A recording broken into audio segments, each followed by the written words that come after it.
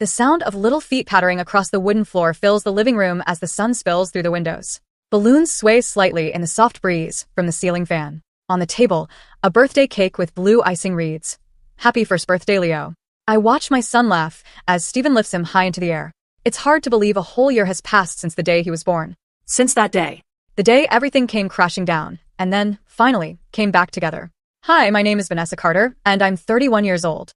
I'm a mother, a wife, and a survivor of the kind of family hurt that doesn't leave bruises on the skin. It leaves scars on the soul. Today I live in a home filled with love. But to understand how we got here, you need to know what happened. Because exactly 1 year ago, I was 8 months pregnant, barely holding myself together at my sister's wedding. I was humiliated, assaulted, and left bleeding in front of hundreds of people by the very people who were supposed to love me the most. My own parents. My sister. And it wasn't the first time they had broken me. I grew up in a house where my name was often spoken last, or not at all. My mother, Barbara, cared more about how her lipstick looked than how I felt. My father, Charles, sat at the dinner table like a statue, nodding only when Jessica, my younger sister, spoke. And Jessica? She was the golden child. The beautiful one. The one who got applause for breathing. Me? I was just there. No one noticed when I got accepted to college on my own. No one celebrated when I started my event planning business from scratch. And when I told them I was pregnant, you'd think I announced a death. You're pregnant? With that job? Who's going to take care of you? My mother didn't even fake a smile. My father just turned the page of his newspaper. That's when I stopped expecting anything from them. But then came Jessica's wedding. The perfect, glittering wedding of the family's perfect daughter. I should have ignored the invitation. I should have protected myself. But I didn't. I walked into that hall, 8 months pregnant, holding my husband's hand and still foolishly hoping that maybe this time they would see me, welcome me, acknowledge me. I had no idea that day would change everything. 2 weeks before the wedding, the invitation arrived in a white silk envelope, embossed with gold lettering and tied with a blush pink ribbon. The card was expensive, flawless, and theatrical, just like everything Jessica did. You are cordially invited to the wedding of Jessica Carter and Brandon Lively. Stephen had found it in the mailbox, brought it inside, and placed it gently on the kitchen table. I stared at it in silence, my fingers tracing the edge of the ribbon without untying it. "Do you want to go?" he asked gently, already knowing the answer wasn't simple. A part of me wanted to toss it in the trash. Another part, the wounded daughter still clinging to some thread of hope, thought, maybe this time, they'll treat me like I matter. But I knew better. I had been through this before. Family dinners where no one asked how I was doing, holiday parties where my presence felt like an obligation, not a welcome. I looked up at Stephen. "I don't want to regret not going." He smiled and placed his hand over mine. "Then we'll go. Together. But if you feel even a little uncomfortable, we leave, no explanations. Just say the word." That's what I loved about him. No games. No pressure. Just presence. On the morning of the wedding, I stood in front of the mirror, struggling to zip up the soft navy blue gown I'd chosen. It was the only dress that felt both elegant and breathable enough for my heavily pregnant body. I was 36 weeks along, and my lower back ached constantly. My belly was full, round and beautiful, but it came with swelling, stiffness, and exhaustion. Still, I did my hair, applied some light makeup, and slid on the small sapphire earrings Stephen had gifted me last year on our anniversary. I looked strong. Tired, but strong. As we drove to the venue, Stephen kept his hand resting on my leg, occasionally glancing over at me, as if silently checking in. I appreciated his quiet concern. I had already rehearsed the smiles I'd need to wear, the polite nods, the forced pleasantries. What I wasn't prepared for was the sheer performance of the event itself. The moment we pulled up to the Evergreen Estate, a grand mansion-turned-event hall on the edge of town, I felt it. That old feeling. Like I didn't belong here. The parking lot shimmered with luxury cars. Guests walked up the marble steps in gowns that glistened under the morning sun. I caught glimpses of familiar faces, women from Barbara's bridge club, men from Charles's business circle, but no one looked my way. Inside, everything was white and gold. Huge crystal chandeliers, flower arrangements bursting with imported roses, tall ivory candles flickering on every surface. It was stunning and suffocating. "Just breathe," Stephen whispered. "We won't stay long." We walked in and were greeted, not by my parents, not by my sister, but by one of Jessica's assistants. She gave us a practiced smile and handed us a small envelope with our table number. It read, "Reserved for overflow seating." Overflow, like luggage. As I scanned the ballroom, my eyes locked onto my mother. She stood near the stage, dressed in a designer ivory gown with diamond accents, her hair swept up into a flawless chignon. She looked cold, unreachable. Then I saw Jessica, in a floor-length blush wedding dress that shimmered like silk water, surrounded by photographers and bridesmaids in matching designer gowns. I smiled faintly.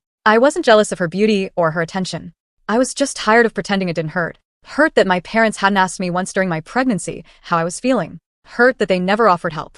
Hurt that they still made me feel like I was a burden in my own family. And I hadn't even realized that this day would bring all that buried pain to the surface and rip it wide open. Stephen helped me toward our assigned table, tucked in a far corner of the ballroom near the hallway leading to the kitchen. It wasn't even within view of the main stage. The linens were wrinkled. The cutlery was mismatched. Compared to the shimmering crystal and satin centerpieces everywhere else, our table looked like a forgotten afterthought. Stephen didn't say anything, but I could feel the tension in his hand as he pulled out my chair. I smiled at him softly. "It's fine," I whispered. "We knew this would happen." He didn't argue. He just leaned over and kissed my forehead. "I'm going to step outside for a minute," he said, checking his phone. "I need to return this call before the ceremony starts. Too loud in here." I nodded and watched him head toward the exit. A few minutes later, I stood up slowly, needing to stretch. That's when I heard her voice behind me. "Vanessa." I turned. There she was, Jessica. Her gown sparkled under the light, and her perfect curls were pinned into a messy yet intentional updo. She looked like a magazine cover bride. Her lips curled into a smirk that didn't reach her eyes. "You're really showing, aren't you?" I blinked. "I'm 9 months in," I replied calmly. "He's healthy." She nodded slowly, then glanced down at my dress with clear disapproval. "You couldn't find anything more flattering?" I bit the inside of my cheek and looked away. The music had lowered as people were taking their seats. Photographers milled about, positioning themselves for the perfect bridal entrance. Everything was rehearsed. Everything was curated. Except for me. "Jessica," I said quietly, "I don't want any problems today. I'm here because I care about you, even if you don't care about me." That did something to her. Her eyes narrowed slightly. "Then prove it," she said suddenly. "That centerpiece over there?" She pointed toward a tall, ornate marble vase placed near the main aisle. "It needs to be moved closer to the front. The photographers said it's blocking the shot." I stared at her. "You want me to move that? It's not that heavy. I mean, unless pregnancy has made you completely useless." I froze. My hands trembled slightly at my sides. I looked around. No one else was paying attention. It was like the entire room had tuned us out. "Jessica, I'm 37 weeks pregnant," I said slowly. "I shouldn't be lifting anything heavy, and you know that." She took a single step toward me, lowered her voice, and hissed. "Then why are you even here?" I took a breath and turned slightly to walk away. But before I could take a second step, she shoved me. It wasn't playful. It wasn't gentle. It was deliberate. The crowd gasped. My body twisted sharply, and my balance gave way. I stumbled to my knees, a sudden, sharp pain exploding across my lower belly and back. Then, I felt it. Warm liquid soaked through my dress, pooling quickly beneath me on the marble floor. Gasps echoed around me as the entire ballroom fell into a stunned silence. A waiter dropped a tray. Somewhere, a camera clicked. Jessica stepped back, her eyes wide with shock or fear. I couldn't tell. From across the room, my mother, Barbara, let out a horrified whisper. "What have you done?" And then Jessica screamed at me. "You ruined my wedding." I could barely breathe. My chest heaved. My dress clung to my legs, soaked in fluid. People started whispering, pulling out their phones, backing away like I was diseased. "You should have stayed home," Jessica shouted. And just as I tried to push myself up on shaking arms, I saw him. My father. He stormed through the crowd, eyes wide with fury. And then, without hesitation, he grabbed the nearest thing in reach. A folded tripod. Before I could even register what was happening, he swung it down hard, onto my head. The sound of the tripod striking my skull was sickening, a heavy, metallic crack that echoed across the marble floors. For a second, the world went silent. My ears rang, my vision blurred, and a warm stream trickled down the side of my face. I couldn't move. I couldn't speak. I was stunned, not just from the blow, but from the sheer disbelief that my father had actually hit me. In public. At a wedding. While I was 9 months pregnant. I remember hearing gasps. Someone screamed. Glass shattered somewhere in the background. My body began trembling as I collapsed fully to the floor, my knees giving out under me. My soaked dress clung to my skin, the pain in my belly now joined by a sharp, pulsing throb at the back of my skull. And then came the whispers. Did he just hit her? Oh my God. She's bleeding. She's pregnant. What the hell is wrong with them? Out of the chaos, I heard Jessica's voice shrieking again. You just had to make today about you, didn't you? This is MY Day. I could barely register what she was saying, but I saw her expression. She wasn't panicking over my injury. She was panicking about her photos, her reputation, her Instagram story. Then came my mother, heels clacking rapidly on the floor. She crouched beside me, not to comfort me, but to hiss through clenched teeth. Get up. Don't make a scene. You've embarrassed us enough. I looked up at her, dazed, blood dripping from my hairline. And in that moment I realized, they didn't see me as family. They didn't see me as human. I was just an inconvenience. Suddenly, a familiar voice roared across the room, one filled with rage and panic. Vanessa? It was Stephen. He charged through the stunned crowd like a man possessed. His eyes locked on me lying in a pool of fluid and blood, and his face twisted in horror. He dropped to his knees beside me. "Oh my God. Who did this to you?" he whispered, his hands trembling as he touched my face, checking for consciousness, for movement, for anything. I could barely speak. I just stared up at him, blinking through tears. Then a dozen voices began shouting at once. It was her sister. Her water broke, and then her father hit her. She needs an ambulance right now. Stephen stood up like a man on fire, eyes blazing. "Call 911, he roared. Now. He pulled out his phone himself and dialed as he shouted. Yes, this is an emergency. My pregnant wife has been physically assaulted. She's bleeding, her water broke. She needs medical attention immediately. And the attackers are still here. Within moments, chaos turned into urgency. People finally put their phones away and started moving. A guest, someone I didn't recognize, rushed to grab a napkin for my head. A younger man took off his jacket and placed it under my neck to elevate me. Somewhere in the background, a woman's voice shouted, "Someone stop that man. He hit a pregnant woman." But my father had already retreated to the corner, hands shaking, trying to explain himself to no one. Jessica was crying now, but not over me. She kept wailing. "This isn't fair. She ruined everything. This was supposed to be my perfect day." Stephen knelt back down beside me, held my hand tightly, and whispered, "They're on their way, baby. I'm right here. You're going to be okay. I promise." And for the first time since I arrived at that cursed wedding, I believed someone. The wail of sirens sliced through the tension hanging in the ballroom. In less than 5 minutes, 2 police officers and a paramedic team burst through the main entrance. The moment they saw me lying on the floor, blood streaking down my face, my dress soaked, my husband cradling me protectively, the mood shifted from chaos to controlled action. "Step back, everyone. Clear the area," a paramedic shouted, kneeling beside me. Officer Grant, tall and composed, scanned the room sharply. "Who did this to her?" he demanded. A dozen hands pointed at my father, Charles. "He hit her with that tripod," someone said. "She's pregnant. She was already on the floor when he attacked her." Stephen stood, still shaking but composed. "She's 37 weeks pregnant. Her water broke after she was pushed by her sister, and then her father hit her in the head. She's been bleeding and in pain for the last 10 minutes. I want them all charged." The officers didn't hesitate. Charles was handcuffed right there on the dance floor. His face turned pale. Barbara tried to intervene, raising her voice. "This is a misunderstanding. You can't arrest him in front of all these people." Officer Grant calmly turned to her. "Ma'am, assaulting a pregnant woman is not a misunderstanding." Then came Jessica. She had collapsed into a decorative chair, her makeup running, her dress wrinkled, her sobs shallow and selfish. She fell. It wasn't an accident. I didn't mean to push her. It was her fault. She made this whole thing about her. But her voice cracked under the weight of the truth. And the smartphones that had recorded the entire scene left no room for denial. Officer Grant approached her next. "We've received witness reports and video evidence that you initiated physical contact that led to this woman's injury. You're coming with us as well." Jessica screamed as they cuffed her. "You can't do this to me. It's my wedding." Stephen muttered under his breath, kneeling next to me again as the paramedics prepared the stretcher. Barbara, still in denial, stepped forward to argue again, but another officer stepped in. "Ma'am, you verbally harassed the victim while she was bleeding on the floor. You're being detained for obstruction and suspected complicity in abuse."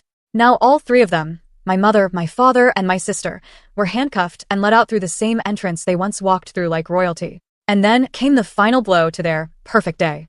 Brandon's family, Jessica's would-be-in-laws, had witnessed everything. His mother stood near the door, arms folded, her expression a storm of fury and disgust. "This wedding is off," she announced. "We will not be tying our name to a family capable of this." Someone gasped. Jessica's face twisted in horror. No, please. Don't do this. We've already spent. You've spent your character," Brandon's mother snapped. "And it's bankrupt." And with that, they turned and walked out. I was lifted onto the stretcher, Stephen walking beside me, holding my hand tightly. One paramedic pressed gauze gently to my temple while the other monitored my vitals. "We're taking you to St. Grace Hospital," one of them said. "You're stable, but we're prepping the maternity unit just in case." Stephen kissed my hand. "I'm with you all the way." As the ambulance doors closed and the chaos of the ruined wedding faded behind us, I looked up at the ceiling of the ambulance and whispered, "Let the perfect image fall apart. I don't need their approval anymore. I have my real family now." The ambulance sped through the streets, sirens blaring above my head, but inside the vehicle everything felt eerily still. One paramedic monitored my vitals, the other kept an eye on the fetal heart rate monitor. I clutched Stephen's hand with all the strength I had left. "You're doing great, Vanessa," the paramedic said gently. "The baby's heart rate is steady. We'll be at the hospital in 5 minutes." Stephen's face was close to mine. His voice was soft but shaken. "I'm so sorry. I should have never left your side. I had no idea they'd—" I squeezed his hand back. "You didn't do anything wrong," I whispered. "They did." I don't remember much of the ride after that. Just the lights overhead, the soft beep of the monitor, and the strange calm that settled over me. It wasn't peace. It was focus. A kind of numb strength that only women in labor or war zones understand.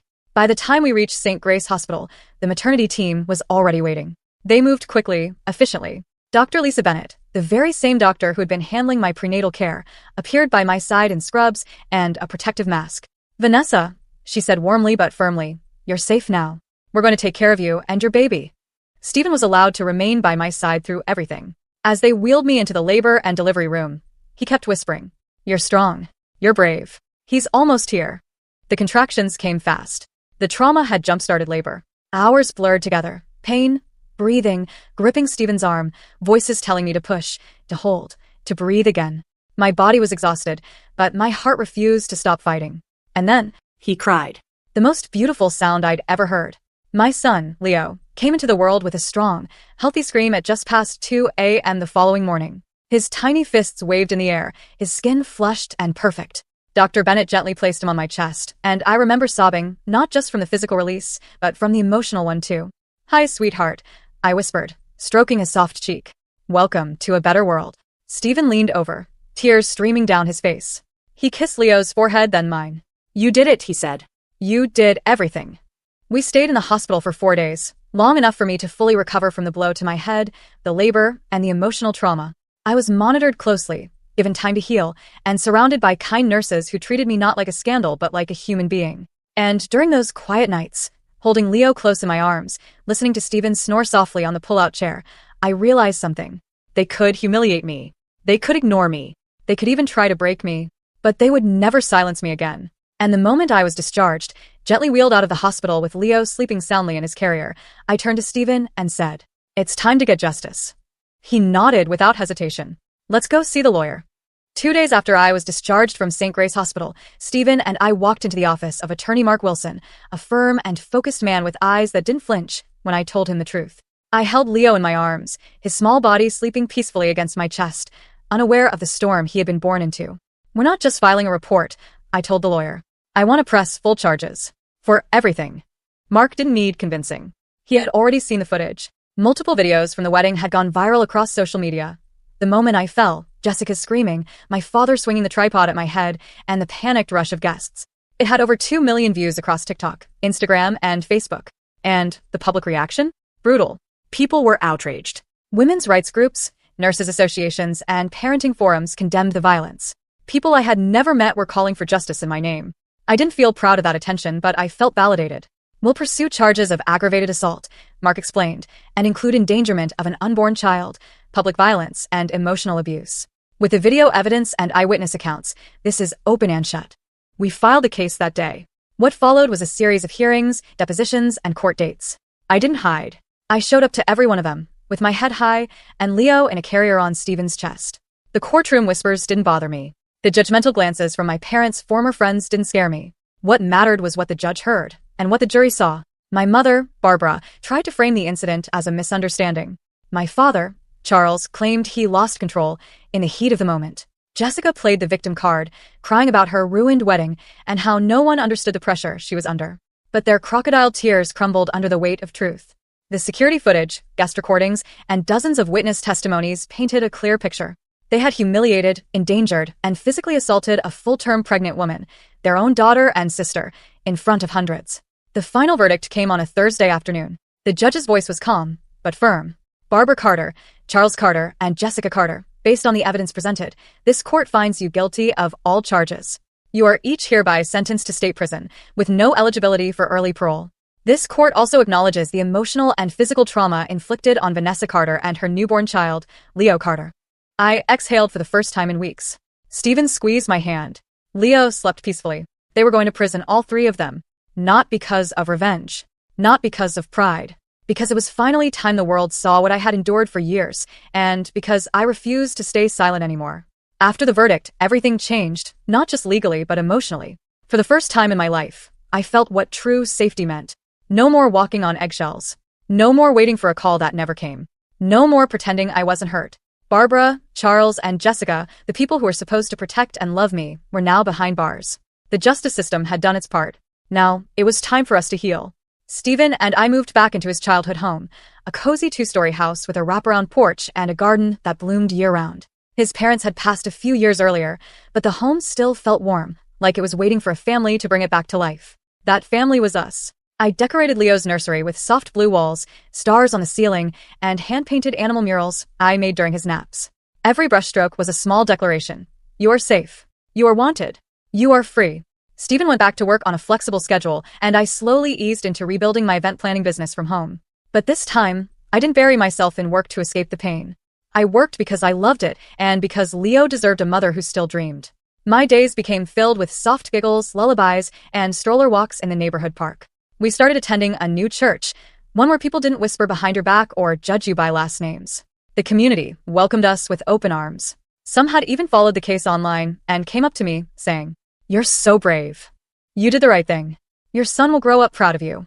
But the most powerful validation came in silence, in the way Stephen looked at me each night, or the way Leo reached for me when he was sleepy. We began to create traditions of our own. Friday evening pizza nights. Sunday morning pancakes. Random Tuesday cuddles on the living room couch while watching cartoons. Our house was not perfect. There were sleepless nights and messy diapers and bills to pay. But it was ours. And it was real. For the first time in my life, I wasn't just surviving. I was living. The sun filtered softly through the windows, casting golden streaks across our living room.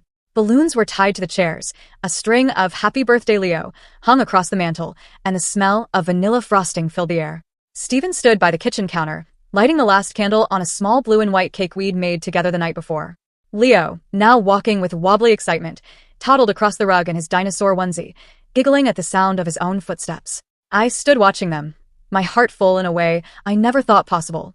Today marked exactly 1 year since that day, the day Jessica pushed me, the day my father struck me, the day I went into labor, and the day my son came into the world. It was the day my old life ended, and a new one quietly began. "Vanessa?" Stephen smiled, nodding toward the table.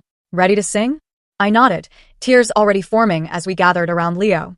We sang softly, not loudly, not for show. Just for him. For us. "Happy birthday to you, happy birthday, dear Leo." He clapped and squealed as Stephen blew out the candle for him, then helped him poke a tiny finger into the frosting. Laughter filled the room. As I lifted Leo into my arms, I felt a wave of reflection settle over me. A full year had passed. A year of change, healing, and rebuilding. A year of letting go of the pain and stepping fully into the joy I had once thought I didn't deserve. I looked at the photo on the side table, the one from the day we left the courthouse, me holding Leo, Stephen's arm wrapped around my waist.